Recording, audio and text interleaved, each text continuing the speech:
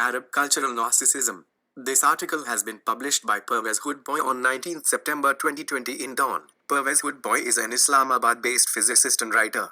According to Pervez, petrogiant countries of the Arab world may not be terribly well known for perspicacious scholarship or prowess in scientific research, but their one-upmanship knows no limits.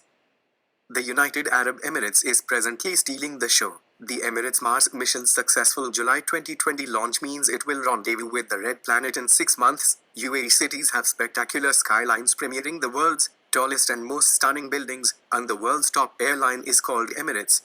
There's every kind of futuristic gimmickry. The world's first minister of artificial intelligence, 27-year-old Sultan El Olama, was just appointed under UAE's Centennial 2071 plan.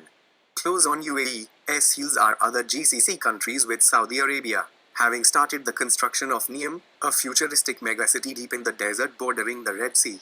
Costing $500 billion upward, it will feature artificial rain, a fake moon, robotic maids, flying taxis, and holographic teachers. Qatar plans to spend over $220 billion while hosting the 2022 FIFA World Cup.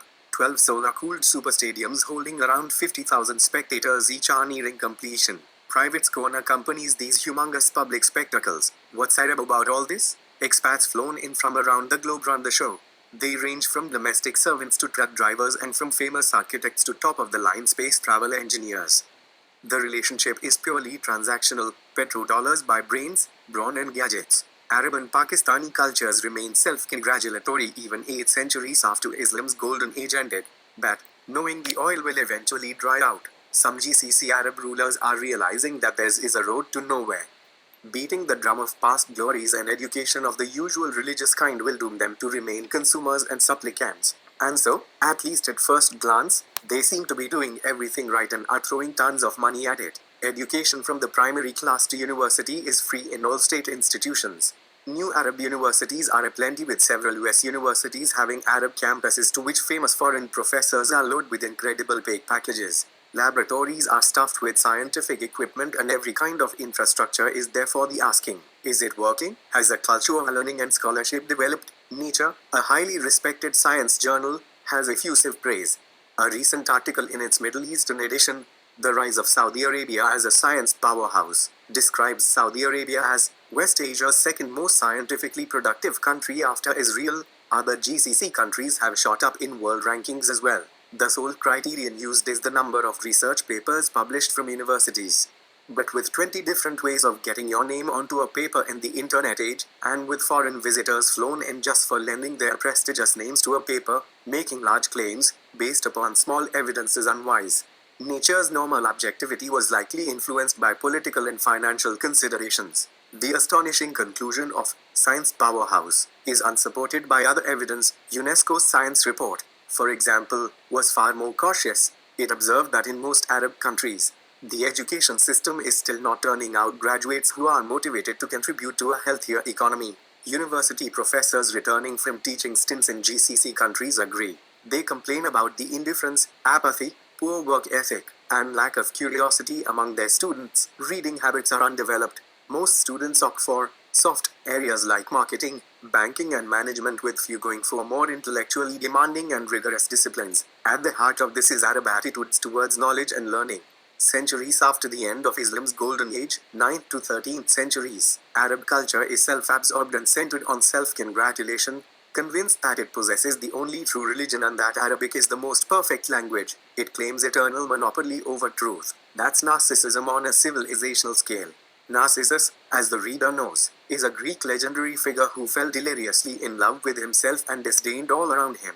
In anger, the goddess Nemesis punished him by obsessing him with his reflection in the stream. So lovely was the bloom of his youth that he could not walk away from himself. And so, Narcissus wasted away and died. A similar tragedy befalls cultures lost in self-love. They lose vitality because there is little desire to interact and mingle with other peoples or to move with the times. Many young Arabs today take this lazy route. They disdain intellectual pursuits, thinking that modern accomplishments are only a pale reflection of the foundational works of their Muslim ancestors. This is delusionary. Science and learning came from all humankind and existed in civilizations long preceding Islam. Ancient Babylonian and Egyptian science started 3,000 to 4,000 years ago, and the Chinese, Indian and Greek civilizations were extremely fertile as well. Relatively speaking, science in Islam was a latecomer that began with the translation of Greek works about 150 years after the death of the Holy Prophet, peace be upon him. Muslims added many new and brilliant ideas, but their science is just one part of pre-modern science. Some signs of hope are finally emerging in the Arab world. The abject failure to modernize except very superficially is making GCC countries realize that insularity won't work. Several are moving up the learning curve and absorbing universal values by allowing wider media access and more personal freedoms for citizens, particularly for women.